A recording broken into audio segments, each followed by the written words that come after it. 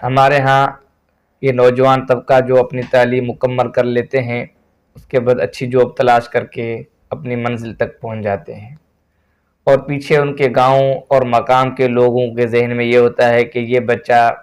اب پڑھ کے ہمارے لیے رائے ہموار کرے گا، ہماری سوچے گا،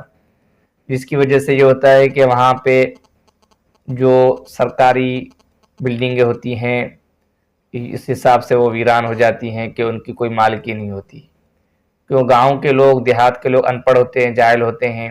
ان کو ہٹانے کے لیے بھی ایک ایسے پڑھے لکھے شخص کی ضرورت ہوتی ہے۔ اب چونکہ یہ شخص ہے، پڑھنے کے بعد اپنے شہر کے اندر جا بسا ہے، اپنی جاب وہاں پہ کرتا ہے، اب لوگوں کو نہ ہکائے گا، ان کی مالکی کون کرے گا؟ نہ وہاں پہ روڈ ہیں، نہ بجلی ہے، اور نہ ہی جو ہے ہاسپٹل اچھا ہے، نہ ہی تعلیم وغیرہ کا کوئی نظام ہے، کوئی بولنے والا نہیں ہے، کوئی اپنا حق مانگ